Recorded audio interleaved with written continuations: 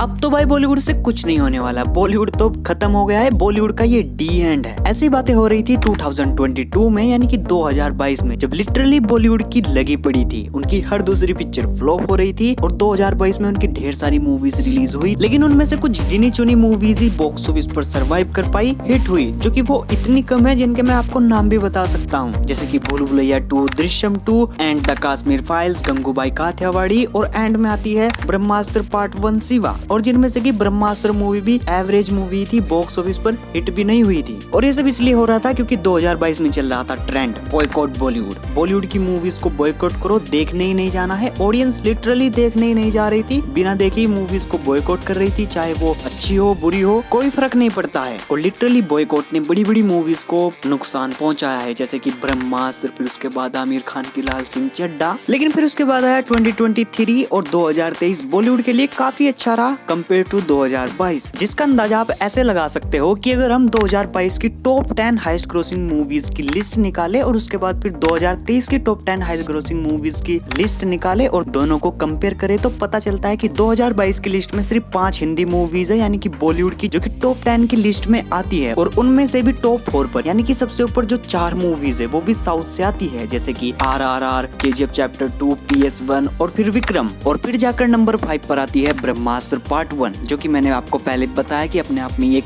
Average movie थी box office पर, क्योंकि उसका 400 करोड़ का बजट था और पिक्चर ने कुल ही 430 करोड़ कमाए वर्ल्ड वाइड। तो 2022 में पूरी तरह से साउथ सिनेमा ने डोमिनेट किया, क्योंकि अगर आप 2 साल पहले जाओगे, यानी कि 2019 में, यानी कि 2019 में, क्योंकि 20 और 21 में तो कोविड था, उस वजह से थिएटर वेटर भी नहीं खुल रहे थे, पिक्चर भी नहीं रिलीज हो रही थी। लेकिन अगर हम 2019 की बात करें तो 2019 की टॉप 10 हाईएस्ट ग्रोसिंग की मूवीज की लिस्ट में 10 की 10 मूवीज हिंदी मूवीज हैं। बस एक को कह सकते हो आप साहो, जो कि तेलुगु में भी बनी थी और हिंदी में भी, तो वो दोनों में गिनी जाएगी। और इसी के साथ अगर हम 2023 पर आए तो 2023 की टॉप 10 हाईएस्ट ग्रोसिंग मूवीज की लिस्ट में हमको 7 हिंदी मूवीज देखने को मिलती है, और जिनमें से कि टॉप 3 में तीनों हिंदी मूवीज है, जवान, पठान और एनिमल। हाँ, ये बात अलग है कि 2 मूवीज के डायरेक्टर साउथ से आते हैं, जैसे कि जवान के एटली और एनिमल के संदीप रेड्डी वांगा। सुनाई दे रहा है, बेरा नहीं हूं मैं।